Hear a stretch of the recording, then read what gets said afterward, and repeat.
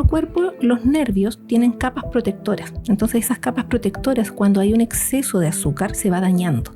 El paciente habitualmente, cuando tiene niveles del azúcar muy altos, describen: en la noche no me puedo tapar los pies porque siento que me queman. Cosas tan fáciles, exacto, como no es necesario comprarse un calcetín especial para pacientes con diabetes, que en el fondo existen, ¿ya?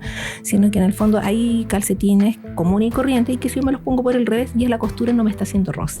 Es que ahora también tenemos bombas de insulinas que son tan pequeñas que se pueden colocar en el brazo y no tienen que andar con un dispositivo colgando a los pacientes, no sé, desde el pantalón.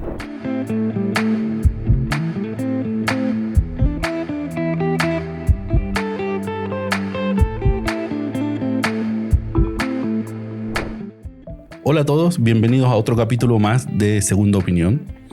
Y hoy día tengo el gusto de tener a una invitada de lujo. Estoy con una invitada que me ha costado traerla por los tiempos.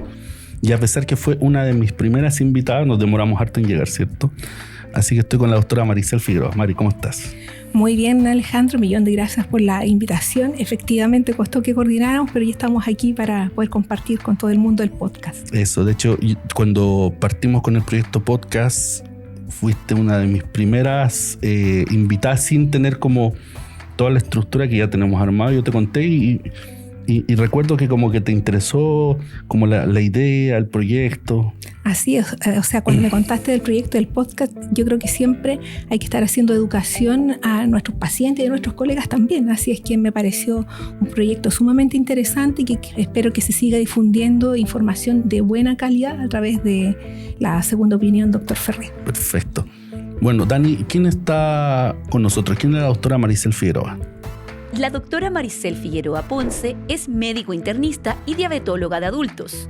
Es ampliamente conocida por su trabajo activo en la Sociedad Chilena de Diabetes, SOCHIDIAB, del cual es miembro fundadora y es parte del directorio. También participa de forma activa del grupo de redes sociales de la misma sociedad científica.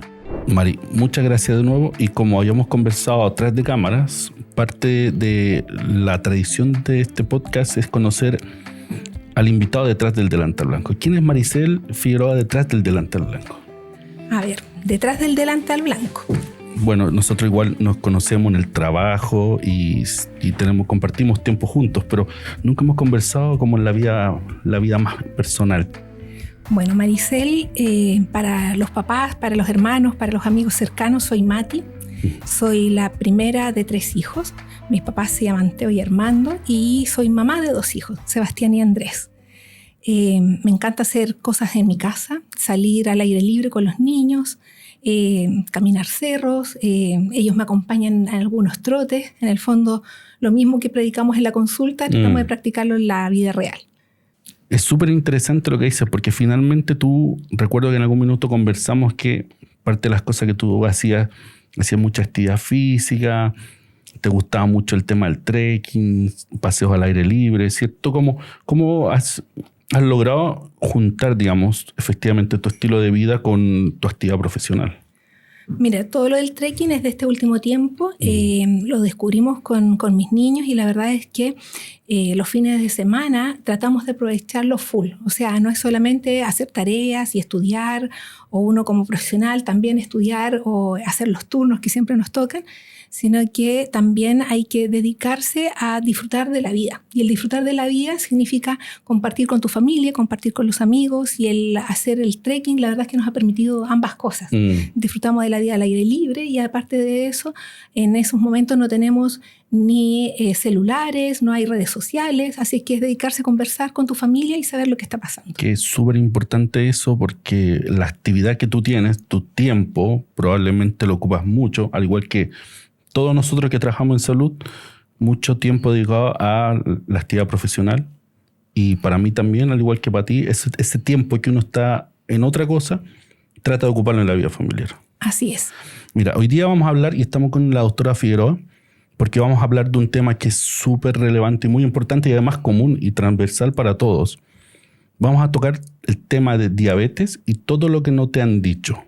¿Y por qué es importante este capítulo? Porque uno escucha que un familiar, un amigo, un cercano tiene o le dijeron que tiene diabetes. pero finalmente hay como varias aristas sobre esta patología que es muy frecuente, pero la verdad que tiene como muchos detalles. Y quisiera partir como para preguntarte, ¿qué tipos de diabetes existen? ¿Cuáles son los más frecuentes? Mira, existen muchísimos tipos de diabetes, muchísimos. La verdad es que hay más de 20 tipos de diabetes. ¿Ya? Pero los más típicos. Entonces, lo que más conocemos nosotros a nivel de población es la diabetes mellitus tipo 2. ¿Ya? La diabetes mellitus tipo 2 es de este 13% de pacientes que decíamos nosotros, un 95% de ellos tiene diabetes mellitus tipo 2. ¿Y cómo se caracteriza este tipo 2? Esta diabetes mellitus tipo 2 está asociada principalmente a aquellos pacientes que tienen malos estilos de vida. O sea, comen demasiado, no hacen ejercicio, como les decía, beben mucho alcohol, consumen muchas bebidas azucaradas, mucho pan, mucha papa, y que eso lleva a que tengamos un sobrepeso que al ir manteniéndose este sobrepeso en el tiempo, llegando a grados de obesidad, el paciente hace trabajar más a su páncreas y llega un momento en donde este páncreas se agota y empiezan a acumularse este exceso de azúcar en su sangre y ahí es donde aparece la diabetes. Esa es la diabetes tipo 2. Súper importante. Entonces la diabetes tipo 2 no es una enfermedad que la adquirió porque mi mamá tenía diabetes y mi papá tenía diabetes. No es tan así. O sea, hay estudios a largo plazo en donde se ha visto que pacientes que son hijos de un papá o mamá con diabetes, yo ya tengo un 50% más de riesgo. Okay. Sin embargo, si yo me mantengo con comida saludable, con ejercicio por mucho tiempo, manteniéndome en mi peso además, esa aparición de la diabetes es a edades muy tardías. ¿Ya? En cambio, si yo tengo malos estilos de vida, nosotros estamos viendo que la diabetes tipo 2 está apareciendo en niños, que eso era antes que nosotros, cosas que nosotros no veíamos. Exacto. No pasaba, exactamente. La diabetes tipo 2 es una enfermedad que habitualmente uno la veía en personas mucho más de edad avanzada. Así es. Y claro, lo que tú dices es verdad. Y probablemente y tiene mucho que ver con este estilo de vida. Es decir, la diabetes tipo 2 tiene que ver mucho con la forma en que nosotros nos alimentamos, los hábitos que tenemos y, por supuesto, el exceso de ellos. Así es. Ok, entonces es el tipo de diabetes más frecuente. ¿Qué otro tipo de diabetes más hay? Bueno, también es muy frecuente de conocer es la diabetes gestacional, la diabetes que aparece durante el embarazo, ¿ya? Y que en el fondo nosotros sabemos que las mujeres durante el embarazo de una forma natural están ganando peso. Claro. Entonces, si yo, por ejemplo, me embaracé con sobrepeso, mi páncreas ya estaba trabajando más de lo que corresponde. Y por el sobrepeso propio del embarazo, también el páncreas se hace insuficiente y te empieza a subir el nivel del azúcar durante el embarazo. La gran ventaja de esa diabetes es que una vez que yo tuve a mi hijo y se eliminó la placenta, que en el fondo es la que nutre a nuestro hijo, la diabetes se pasa. Sin embargo... Es transitoria. Exacto. Sin embargo, nos deja con mayor riesgo también de tener diabetes tipo 2 en el futuro. Ok. ¿Ya? Ese es un tipo de diabetes particular de las personas, de la mujer embarazada. Así es. Que durante el embarazo podrían desarrollarlas, sin embargo, no quiere decir que después de eso van a quedar con diabetes, pero tienen más factor de riesgo. Así es. Correcto, ya. Ese es la diabetes del embarazo. ¿Qué hay sobre la diabetes tipo 1? Mira, la diabetes tipo 1 viene a corresponder al 5% de todos los tipos de diabetes y esta es una diabetes de origen autoinmune. ¿Qué significa que sea autoinmune? Que en el fondo mi propio cuerpo desconoció al páncreas y lo destruyó, como si fuera algo externo, ¿ya? Y como lo destruyó, no hay secreción de insulina y si no hay secreción de insulina, el nivel del azúcar empieza a subir en nuestra sangre, ¿ya? Entonces, estos pacientes al no tener nada de secreción de insulina, yo le tengo que aportar insulina desde afuera. ¿Ya? Y eso es por eso que la gente le llama el paciente insulino dependiente, ¿ya? Ahora, cuando alguien me dice soy insulino dependiente, hay pacientes que necesitan insulina y no son insulino dependientes, pero un paciente con diabetes tipo 1, si yo le suspendo completamente sus insulinas, ellos se van agravando rápidamente y pueden fallecer en muy poco tiempo. Ok, entonces esos pacientes que ocupan insulina no necesariamente son insulino dependientes. Así es. O sea, los pacientes con diabetes tipo 2 que ocupan insulina, en el fondo me habla de que su páncreas no secreta la cantidad de insulina suficiente para bajar el nivel del azúcar y por eso yo lo apoyo desde afuera. ¿Ya? Sin embargo, si ellos están... Y ellos no son insulino dependientes como por concepto, digamos. No. Ok. No, porque siempre queda una mínima secreción del páncreas en relación que ayuda a bajar el nivel del azúcar, pero es insuficiente. Ok. Y estos pacientes que se los denomina resistentes a la insulina o insulino resistentes, ¿qué tipo de pacientes son? Porque uno siempre escucha, viene a la consulta y uno le pregunta, ¿qué enfermedad tiene? Y te dice, yo tengo insulino resistencia. Mira, nosotros como diabetólogos, una de las cosas que estamos tratando de educar a la población es que se convenzan de que la insulinoresistencia en muy pocas ocasiones es algo que no se puede remediar, ¿ya? De hecho, está definido como una condición, no una enfermedad, es una condición asociada a malos hábitos alimentarios y a la falta de ejercicio. Okay. La gran mayoría de las insulinoresistencias no deberían necesitar fármacos. Insulinoresistencia no es sinónimo de diabetes. No, para nada, pero sí es un paso previo. Okay. Ya, en el fondo, ¿qué es la insulinoresistencia? ¿Qué es la insulina? En el fondo, si yo estoy comiendo demasiados carbohidratos, ya, y yo no soy capaz de abrir todas estas puertas que nosotros como médicos le llamamos receptores, por donde tiene que entrar el azúcar, como hay una gran cantidad de azúcar dando vuelta en la sangre, el cuerpo va sensando esto y empieza a sacar más insulina, o sea, más llaves para que abran más puertas y entre más rápido ese azúcar, ¿ya? Okay. Entonces, si yo necesito abrir una puerta, lo lógico es que yo necesito una llave, ¿ya? En los pacientes con insulinoresistencia, yo para abrir una puerta necesito 10 llaves, ¿ya? Y a veces estas llaves me abren la puerta en forma adecuada y otras veces no, ¿ya? Entonces, esa es como la manera más gráfica que nosotros tenemos de explicar esta insulinoresistencia. Correcto. Entonces, si yo bajo la cantidad de carbohidratos que estoy ingiriendo, la verdad es que no se me van a acumular y mi páncreas no tiene que secretar un exceso de insulina. Por eso es tan importante la adherencia a comida saludable. Vamos a tocar más adelante el tema de la comida, pero a propósito que tocaste el tema de los carbohidratos. ¿Qué es un carbohidrato? Porque siempre uno escucha proteínas, carbohidratos, lípidos, pero en simple, para que las personas que nos están escuchando y nos están viendo, ¿qué es un carbohidrato en lo práctico? Mira, los carbohidratos son parte de la estructura más pequeña de los alimentos, ¿ya? Todo lo que nosotros vamos ingiriendo va aportando distintas cosas. Lo que más conoce todo el mundo son las vitaminas, ¿ya? Después de eso son las proteínas. Las proteínas son sustancias que dentro de nuestro cuerpo ayudan a formar estructuras. Las grasas son aquellas partes del alimento que ayudan a que yo tenga energía, pero a largo plazo. En cambio, los carbohidratos son la energía rápida de nuestro cuerpo, ¿ya?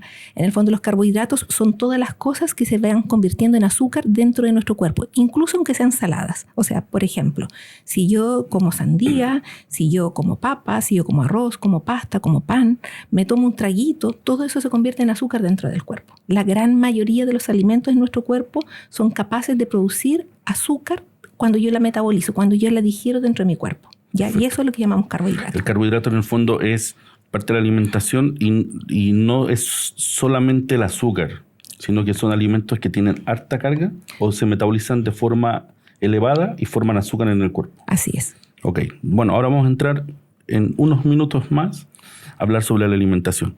Pero siempre me toca escuchar pacientes que están con uso de insulina y la verdad es que sienten que es como lo último. Y de hecho, muchas veces el paciente no quiere llegar a la insulina porque cree que con la insulina ya estoy perdido, es lo último ya. Y además, también tiene una creencia de que la insulina les va a hacer daño. Rompamos mitos sobre eso. Perfecto, vamos rompiendo mitos y es muy, muy buena esa pregunta.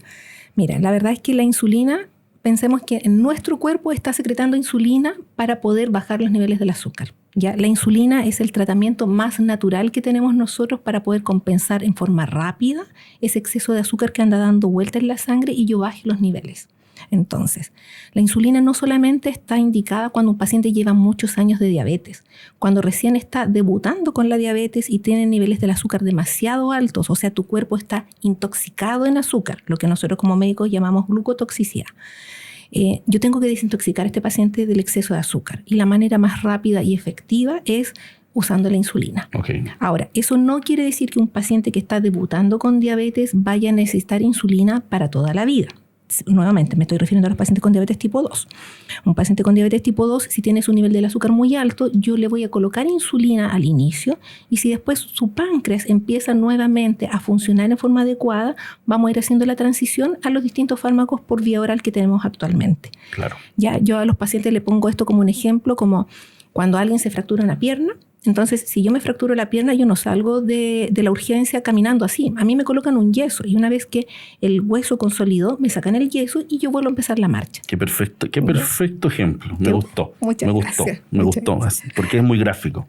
Exacto. Entonces, un paciente que está debutando con diabetes, yo le puedo colocar insulina y como te digo, eso no quiere decir que vaya a ocupar insulina para el resto de la vida. Hay algunos pacientes que sí, un pequeño número, pero en el fondo eso podemos sacarlo. O sea, es decir, es súper importante esto porque siempre uno escucha que le dice, deberían ponerle insulina o le toca un tratamiento de insulina y hay como un rechazo inmediato porque creen que el cuerpo se va a hacer resistente y es todo lo contrario. Así es. Es como un tratamiento de soporte inmediato para que el páncreas vuelva a funcionar, ojalá lo más normal dentro de lo posible. Exactamente. Y aparte de eso, también cuando ya han pasado muchos años de diabetes y nosotros vamos viendo así, tal como todos nosotros vamos envejeciendo y que nos van saliendo canitas y arrugas, el páncreas también es un órgano que va envejeciendo en el tiempo. Entonces, muchas veces los pacientes me dicen, pero pucha, doctora, yo la verdad todo el tiempo me cuidé con las comidas, hice ejercicio, traté de mantenerme en el peso, ¿por qué tengo que llegar a usar insulina? Entonces, hay que comprender que también nuestro páncreas envejece y que esa reserva de insulinas de la cual nosotros abusamos en la juventud, de repente se acabó. Okay. Y ahí por eso que tenemos que colocar insulina a edades tardías. Pero eso no quiere decir que vaya a ser algo terrible tampoco.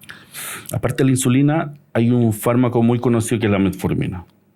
¿Qué podemos hablar sobre la metformina? Mira, hasta hace un par de años, la reina del tratamiento luego de la insulina, o en realidad incluso antes de la insulina, era la metformina. ¿Ya? Ahora las nuevas guías clínicas la han ido dejando un poquito de lado, pero sigue siendo un excelente fármaco.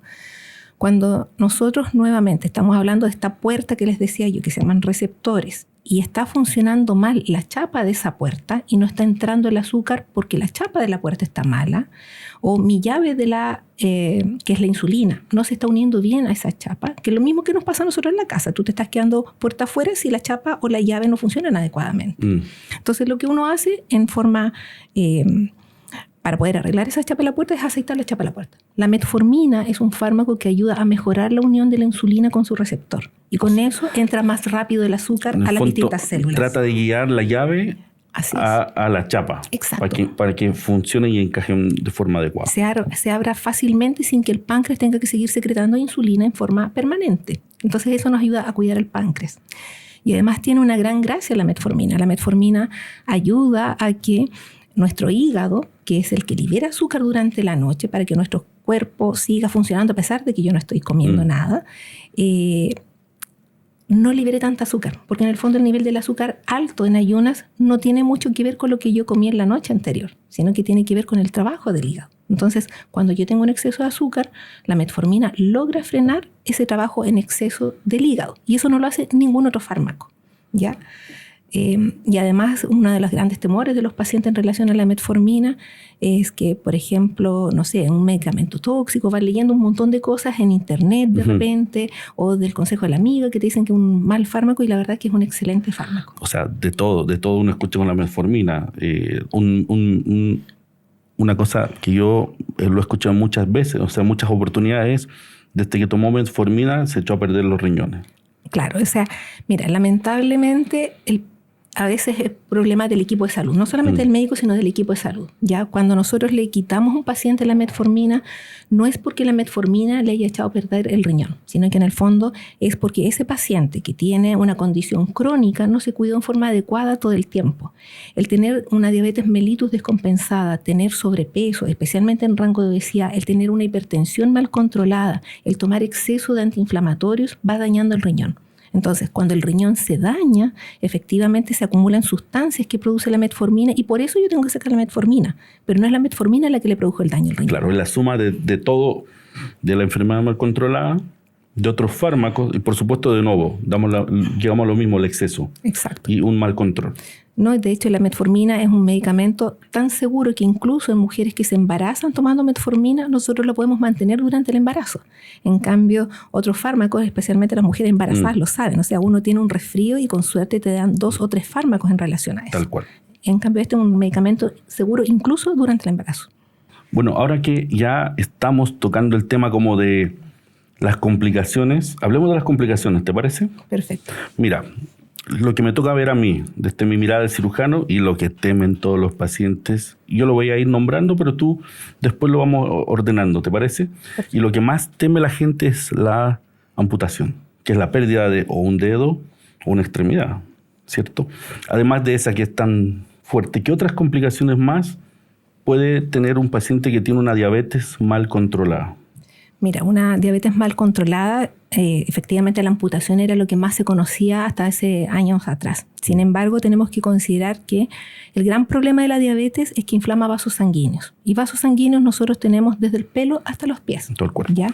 Entonces pueden haber problemas de la piel, problemas del cuero cabelludo, pueden haber problemas efectivamente de amputaciones porque se perdió la sensibilidad. En el fondo yo fui dañando los nervios de mi cuerpo, ¿ya?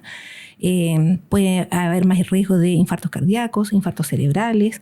En el caso de los varones le produce más riesgo de disfunción eréctil. También hay alteraciones a nivel intestinal, en donde mi intestino se empieza a poner más flojo, ya que eso nosotros llamamos enteropatía diabética, o el estómago también más flojo. En el fondo, el paciente come y se siente como que hubiese comido un gran banquete, pero en el fondo es porque se le fue acumulando dentro de su propio estómago más comida. Y lo otro que también existe mucho temor es a la ceguera, ¿ya? Y eso en el fondo es porque los vasos sanguíneos de nuestra retina, que es la parte más posterior del ojo, se empiezan a dañar y se empiezan a romper esos vasos sanguíneos. Entonces es una ceguera que no se mejora con lentes. Por eso es que el control habitual y la búsqueda de daño en estos distintos órganos es algo que el paciente no puede obviar. Por eso es que al paciente se le cita a control cada cierto tiempo, para evitar justamente las complicaciones asociadas a diabetes. Entonces, aquí hay complicaciones más frecuentes de la diabetes. Son en los ojos, la retinopatía diabética. Así es. Después habíamos dicho en el corazón.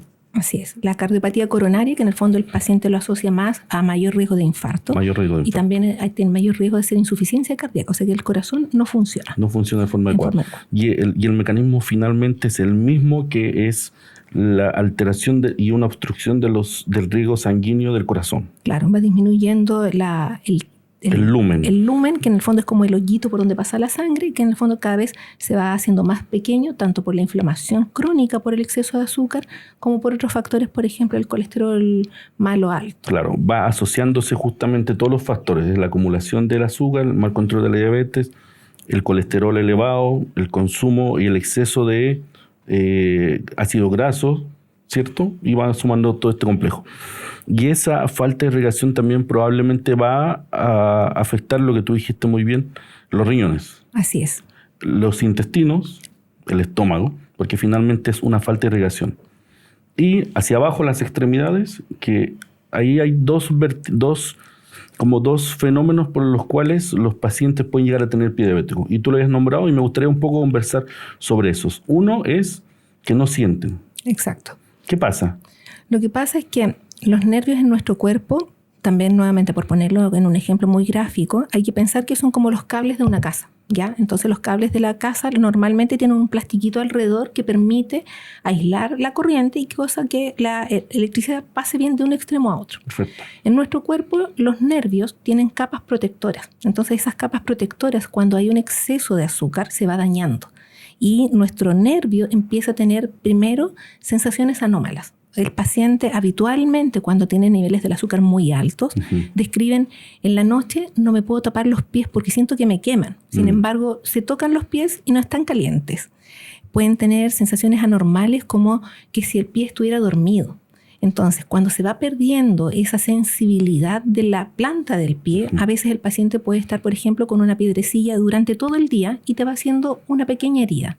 Y si el paciente no se estuvo examinando sus pies en forma regular, esa herida va creciendo. Y como no les duele, va profundizándose. Y al irse profundizando, obviamente aumenta el riesgo de infección y con eso va el riesgo de amputación. En el fondo, teniendo un cuidado permanente en relación a su pie, a que estárselo lubricando, estar revisando que no tenga heridas y obviamente teniendo un buen control de la diabetes, el riesgo que se formen esas heridas es más remoto. Claro. Es bajo. Entonces, un paciente que es diabético, idealmente tener un buen control de la diabetes y además tener una revisión y supervisión de los piececitos, de los pies. Hacerlo en forma regular. De forma regular. ¿Por qué? Porque probablemente según la progresión de la enfermedad o el mal control de la enfermedad puede afectar los nervios y eso le va a producir que no sienta y por supuesto que va a hacer que tenga heridas que no se dé cuenta. Exacto, y que en el fondo son heridas a veces muy profundas, pero no les producen dolor. No le producen dolor,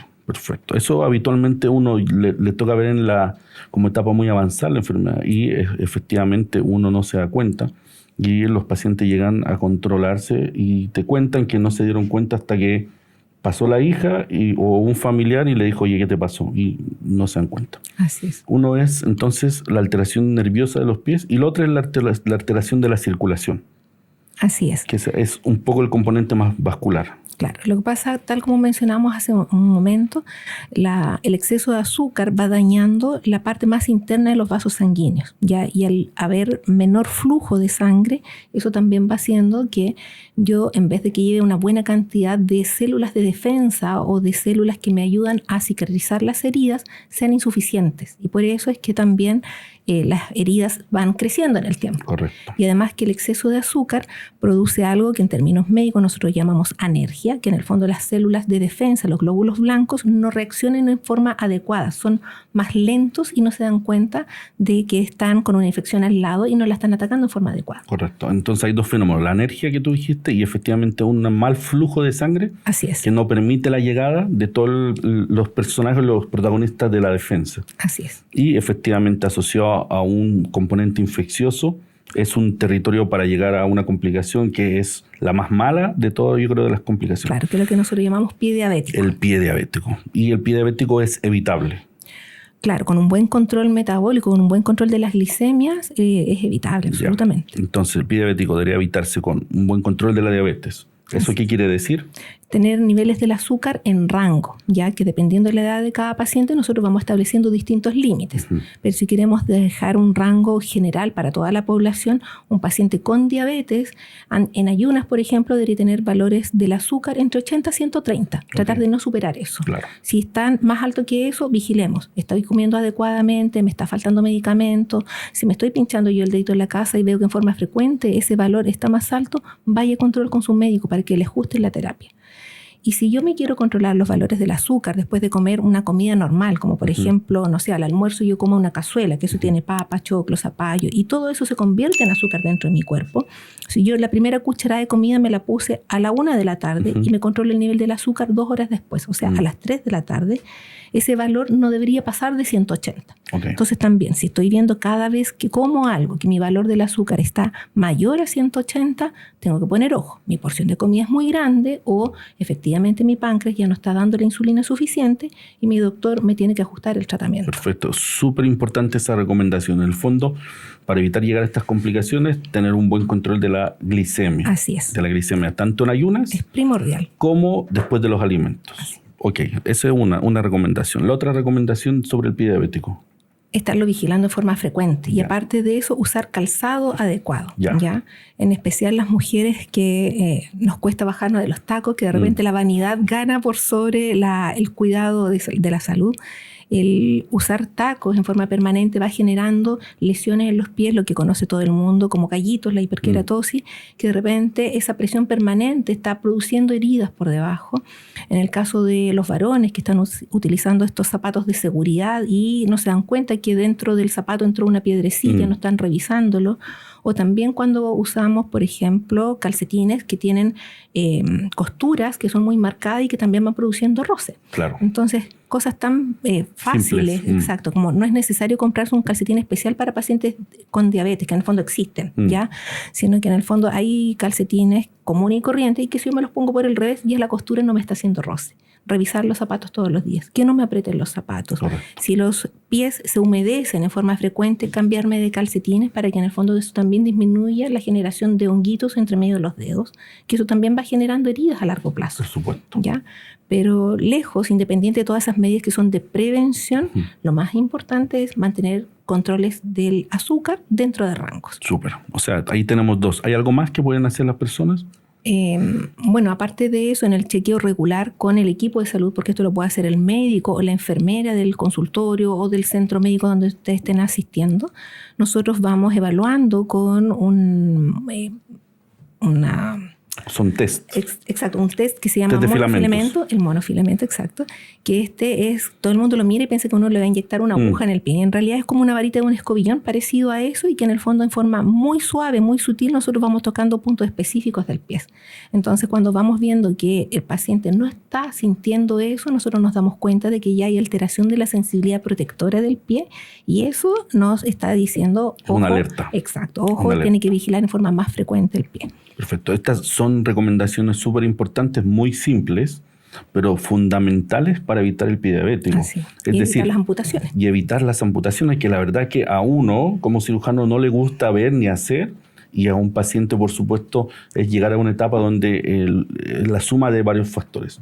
No es de la diabetes en sí, es de todo lo relacionado a un mal control metabólico, mal control glicémico y la suma de hábitos. Claro, y además otros hábitos que son deleterios para el cuidado del pie, como por ejemplo el tabaquismo, que también disminuye el flujo sanguíneo, el paciente que tiene hipertensión en forma permanente, que no está bien controlado, o sea, en el fondo yo sin probar la comida le estoy echando la sal a la comida y que eso me hace subir la presión en forma frecuente, también daña vasos sanguíneos.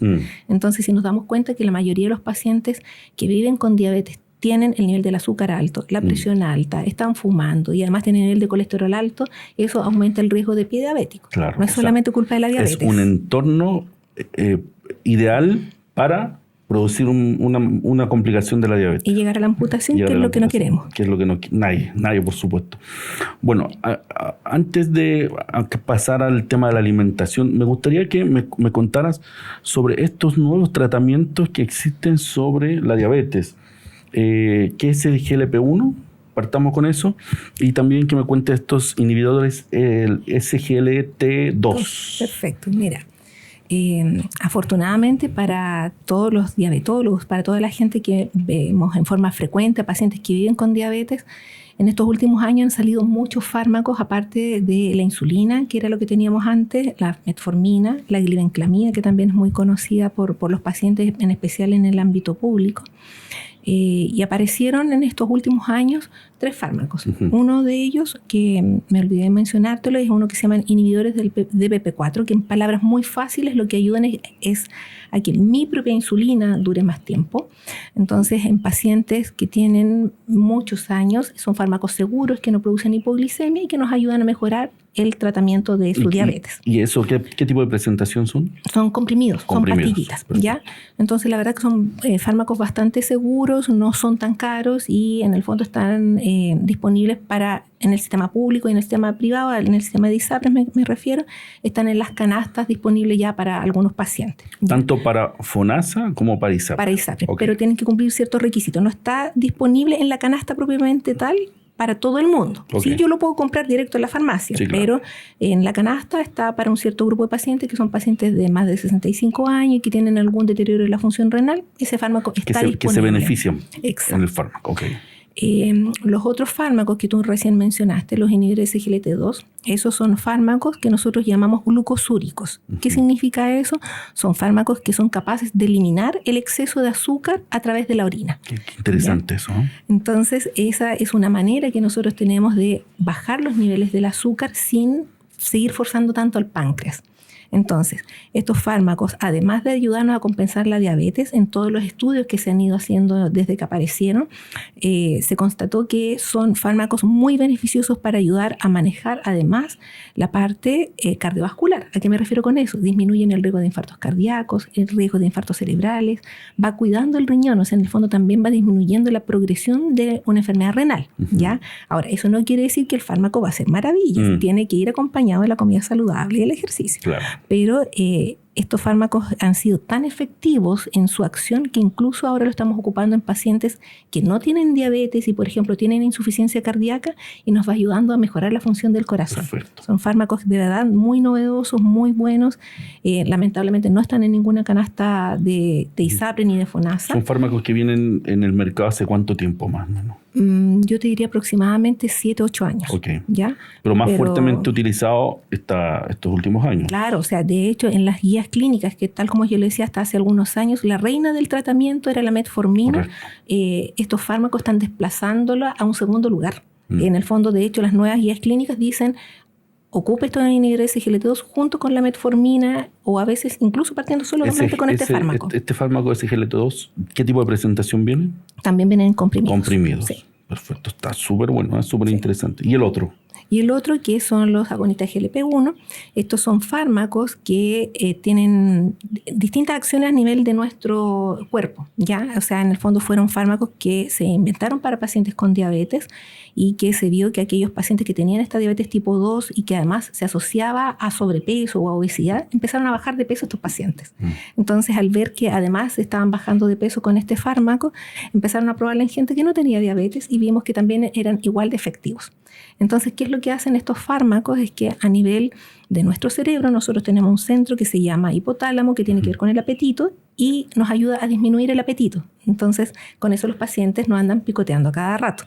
Además de eso, a nivel del estómago, disminuyen el vaciamiento gástrico. Eso quiere decir que el paciente con una pequeña cantidad de comida se siente muy saciado, ¿ya? Y al sentirse saciado también eso hace que esté comiendo yo porciones más pequeñas. Correcto. Y además tiene efecto a nivel de nuestro intestino y del páncreas, ayudando a bajar los niveles del azúcar.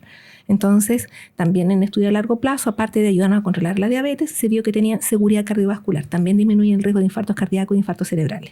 ¿Y este tiene presentación? Tenemos 2 presentaciones. Son inyectables. Hay algunos que se pueden inyectar todos los días, otros que se inyectan una vez a la semana.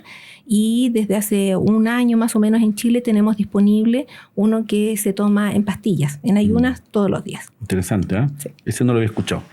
Bueno, pasemos a los alimentos. ¿Qué hay sobre la alimentación del paciente diabético? Quisiera que nos ayudes, y para la gente que nos está viendo, unos tips. Y te voy a hacer un par de preguntas que habitualmente y nos llegaron al chat.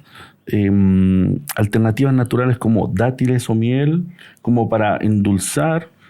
Otra, si puedo beber alcohol si tengo diabetes. Ayúdanos un poco con esto de la alimentación sobre el paciente que ya tiene un diagnóstico de diabetes. Perfecto. Mira, es muy interesante y muy importante esa pregunta. ¿Por qué razón? Lo primero que tenemos que considerar es que comida saludable no es solamente para el paciente con diabetes.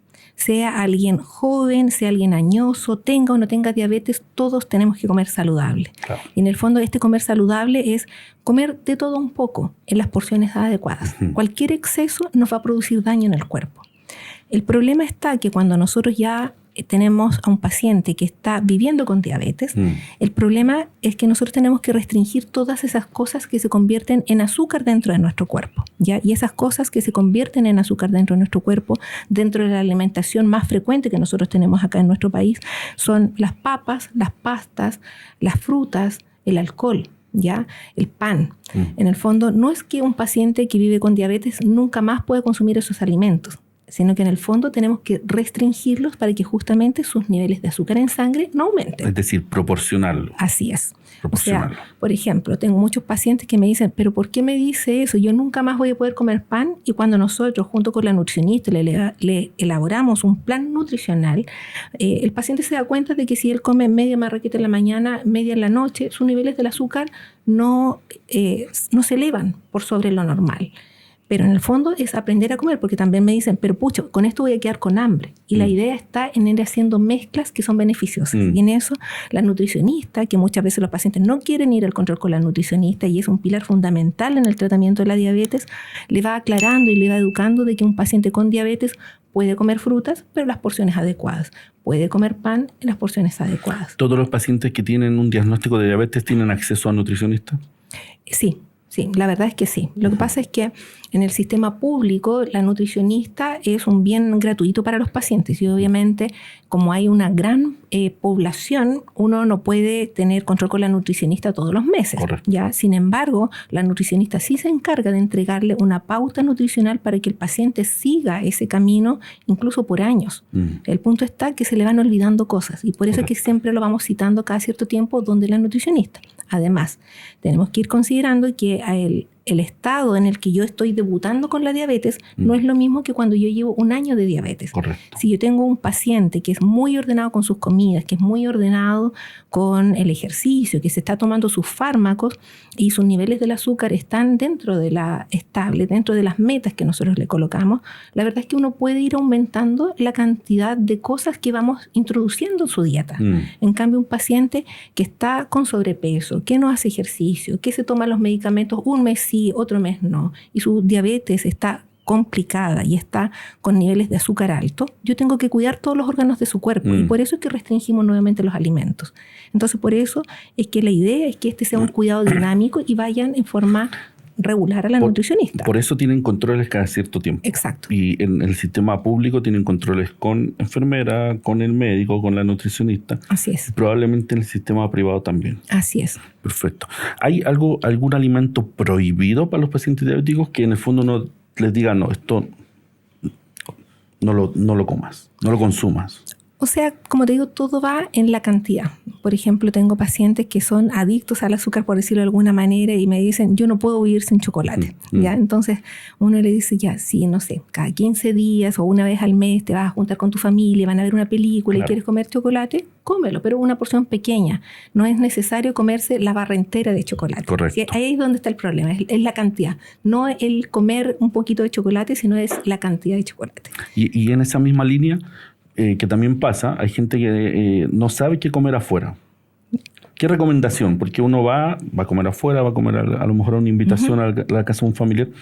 ¿Cómo elegir los alimentos? ¿Qué nos puedes ahí contar un poco sobre eso? Mira, en relación a esa parte de la educación nutricional también lo trabajamos muy de la mano con la nutricionista. ¿Por qué razón? Porque, por ejemplo, la idea es que un paciente que vive con diabetes no sea el paciente cacho, como diría uno, que uno no sabe qué servirle.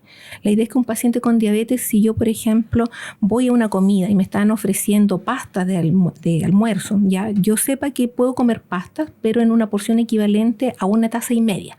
Entonces la idea es que yo vaya entrenando el ojo en mi casa con lo que la nutricionista me dijo, cosa que cuando yo voy a otro lugar yo sepa que si me están sirviendo un plato más grande no me puedo comer todo el plato, aunque esté muy rico no me puedo comer todo el plato. ¿Y por qué razón? No es porque uno quiera ser un mal educado, sino porque en el fondo tengo que pensar en mi autocuidado. Correcto. En relación a si yo puedo elegir un menú, por ejemplo, estoy yendo yo a un restaurante y yo puedo elegir el menú, una de las cosas con la que el paciente se va a ir a la segura de que va a tener un buen control de la diabetes y no se va a disparar su nivel del azúcar, no va a subir en exceso, es eligiendo las proteínas. Las proteínas son las cosas que vienen como más de origen animal, que venga huevo, pescado, carnes.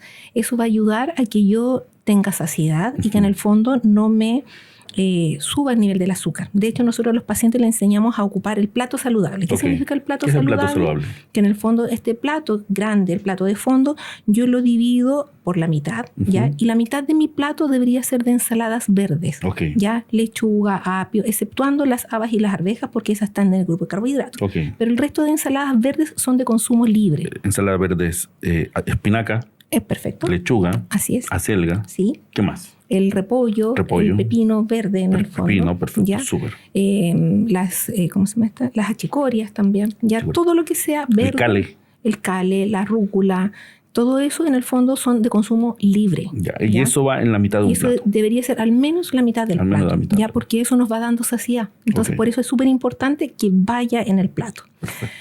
Segundo, la otra mitad del plato, yo nuevamente la divido por mitades. ¿Ya? Entonces, la parte de arriba, ya por decirlo, el cuarto del plato, viene a ser la porción de proteína. ¿Ya? Entonces, una porción de proteína, si por ejemplo alguien quiere comer un trozo de pescado o un trozo de carne, si es del tamaño más o menos de la palma de tu mano, es una buena porción de proteína. Una porción adecuada. Exacto.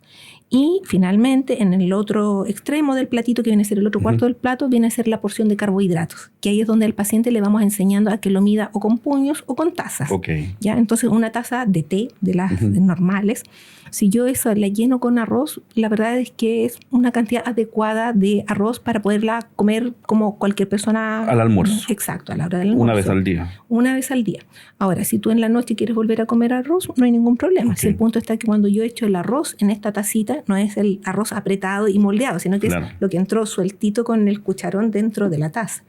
Si yo quiero comer ensaladas de colores, ¿cuáles son las ensaladas de colores? El choclo, el tomate, la betarraga, esas son azúcares. Entonces, si yo voy a comer arrocito y además tengo ensalada de tomates, tengo que pensar que en esa taza tiene que entrar el arroz y el tomate. Le tengo que quitar un poquito del arroz para meter tomate. Súper importante, ¿eh? A pesar que uno pensaría que el tomate está en el lado saludable, que lo es. Exacto. Por supuesto, es más carbohidrato. Exacto. Es carbohidrato y en el fondo tiene que estar contado dentro de la porción de carbohidratos que yo debo ingerir. Del arroz. Así es.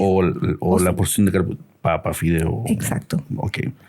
Ya, bien, para cerrar. ahí, y me ha tocado ver personas que tienen un dispositivo en el brazo. Perfecto. ¿Qué es? Mira, pueden haber varios tipos de dispositivos ahora que pueden ir en el brazo. Lo que vemos en forma más frecuente en Chile son unas moneditas como del tamaño de una moneda de 500 pesos, una monedita blanca, que eso se llaman sensores de glucosa. ¿Ya? Los sensores de glucosa son aparatos que son capaces de medir el nivel del azúcar, no en la sangre, sino que lo que llegó desde nuestra sangre a la parte más final de los tejidos. Ya por eso se llama glucosa intersticial. Y siempre es mucho más exacto la medición de la glucosa en el pinchacito del dedo. Esa es mucho más fidedigna que la del sensor. Sin embargo, cuando un paciente tiene diabetes que está requiriendo múltiples dosis de insulina, por ejemplo, nos ayudan estos sensores a saber cómo están los niveles del azúcar las 24 horas del día por las 14 días que dura este sensor puesto en el brazo. Puesto en el brazo. Entonces, con eso el paciente, uno, no se tiene que estar pinchando a cada rato los deditos para saber el valor del azúcar y administrarse la insulina. Y tampoco es necesario que uno esté midiendo el azúcar todo el tiempo. Hay que estarla midiendo con un dispositivo, ya porque en el fondo el sensor te mide el nivel del azúcar, pero yo necesito una traducción de esa lectura. Es como, por ponerlo en palabras fáciles, cuando yo voy al supermercado yo puedo ver el código de barra, pero el código de barra a mí, Maricel, yo lo miro y no me dice nada. Por supuesto. Sin embargo, cuando yo lo coloco en el lector del supermercado me dice, esta cajita vale tanto... me da el precio. Te da el precio. ¿Ya? Entonces, este sensor, cuando yo me paso un dispositivo que se llama lector, que es un glucómetro especial, lo paso por encima de este aparatito, me va a dar el valor del azúcar sin pincharme el dedo. En el momento. Exacto. Y aparte de eso, también eso se puede hacer con los celulares más modernos, los que son de carga inalámbrica, también uno puede leer ese valor del azúcar. Interesante, ¿eh? Entonces, la gran ventaja, aparte de no pincharte los deditos, es que para los pacientes, cuando justamente lo estamos educando en la alimentación, es capaz de decirme cómo influye cierta comida en que me suba o me baje el nivel del azúcar. Entonces, con eso uno puede ir achicando o agrandando la porción de la comida. Y también nos permite demostrar el beneficio del ejercicio. Entonces, los pacientes que están haciendo ejercicio y ven cómo efectivamente yo al hacer un trote, por ejemplo, el nivel del azúcar baja rápidamente, es una manera de demostrar de que el control metabólico favorecido por el ejercicio es maravilloso. Buenísimo. Es un dispositivo, me imagino que está de venta libre. Es de venta libre, sí, es absolutamente de venta libre. En algunas canastas de ISAPRES también está disponible en un 100%, que te lo benefician en un 100%. Y desde hace 1 o 2 años, tanto FONASA como las ISAPRES te hacen un reembolso parcial del sensor. Perfecto. Así es que en el fondo eso abarata el costo y también permite el acceso a mayor cantidad de personas. Eso en una canasta de diagnóstico de diabetes. Exacto. Ya, perfecto. Y antes que no olvidemos, ya que estamos hablando de todos los tipos de diabetes, otro de los dispositivos que vamos a ir viendo con más frecuencia en Chile y que nosotros los vemos en otros países, pero acá no es tan frecuente, es que ahora también tenemos bombas de insulinas que son tan pequeñas que se pueden colocar en el brazo y no tienen que andar con un dispositivo colgando a los pacientes, no sé, desde el pantalón. Perfecto. Oye, tenemos mucho, podríamos hablar mucho rato sobre este tema. Yo creo que te voy a invitar a una segunda oportunidad. Encantada participo. Mira, para cerrar, dinos por favor unas recomendaciones para que las personas que nos están viendo y nos están escuchando se puedan llevar a la casa. 3 recomendaciones finales de la diabetes, de una persona que tiene un diagnóstico de diabetes. Perfecto, a ver. Mira, son muchas las recomendaciones, pero si las tenemos que definir en 3, lo primero, coma saludable. Un paciente que come saludable y que mantiene sus niveles del azúcar en rango tiene menos riesgo de complicaciones. Para poder comer saludable, la segunda recomendación es aprender a cocinar. Todo el mundo estima que el hecho de preparar pastas o preparar arroz o preparar papas es lo más rápido. Pero muchas veces el cocinar una carne a la plancha no nos ocupa mayor tiempo. El preparar una ensalada rica no nos ocupa mayor tiempo. Entonces necesitamos que tanto las mamás como los papás y los mismos niños aprendan a cocinar desde pequeños y aprendan lo que es comida saludable. Es súper importante el tip saludable del plato. Así es. Está súper bueno eso. Ya, entonces dijimos. Comer saludable, aprender a cocinar. Perfecto. Y el tercer tip que no nos puede faltar es el ejercicio. El ejercicio. El ejercicio en forma regular. Si bien es cierto, la caminata de los 5.000, 6.000, 10.000 pasos, la cantidad de pasos que usted quiera hacer, nos sirve desde el punto de vista de protección cardiovascular. Nosotros necesitamos que además los pacientes hagan ejercicio de desarrollo muscular. Y para eso no tiene para qué comprar máquinas, no tiene para qué ir a un gimnasio. Cosas tan fáciles como hacer abdominales, sentadillas, flexiones de brazos, en donde no requieres ningún elemento más que el peso de tu propio cuerpo y la constancia de hacerlo varias veces en la semana, nos ayuda a tener una buena masa muscular, y al tener buena masa muscular, eso también nos ayuda a controlar en forma efectiva la diabetes. ¿Cuánto tiempo de ejercicio es lo recomendado? Mira, la recomendación mínima son 3 veces a la semana, 30 minutos. ¿Qué tipo de ejercicio? La idea es ir mezclando ejercicio aeróbico, que es, como te decía yo, el de la caminata rápida, y aparte de eso el de desarrollo muscular. Que ojalá haya más de desarrollo muscular si nosotros tuviéramos que ponerlo, supongamos, en una hora, 40 minutos de ejercicio de desarrollo muscular y los otros 20 minutos de ejercicio cardiovascular. Perfecto. Y uno más, el chequeo. El chequeo permanente, y que no se olviden tomar sus fármacos. Oye, Mari, nuevamente te quiero agradecer por habernos acompañado en este capítulo, y como es parte de este podcast, a todos nuestros invitados les hacemos un regalo. Dani, por favor. Ahí estamos. Mira, te queremos obsequiar un terrario. ¿Tú lo conocías? ¿Conocías los terrarios o no? Sí, lo conocía los terrarios. O sea, de pequeño, de hecho, yo hacía terrarios. Mira, así que me encantó esta sorpresa. Perfecto. Bueno, para nosotros el terrario, la característica que tiene, que nos gusta mucho, es que es un ecosistema que requiere poco cuidado, pero lo importante es que se va manteniendo en el tiempo. Y particularmente nosotros con el terrario, ¿qué significa, Dani, para nosotros? Cada episodio es una semilla que plantamos en el huerto de la salud y el aprendizaje. Tu participación es clave. Te obsequiamos un terrario como símbolo de agradecimiento. A cultivar conocimiento y bienestar en Segunda Opinión con el Dr. Ferre. Maravilloso significado. Maravilloso significado. De verdad, yo quiero agradecer la invitación.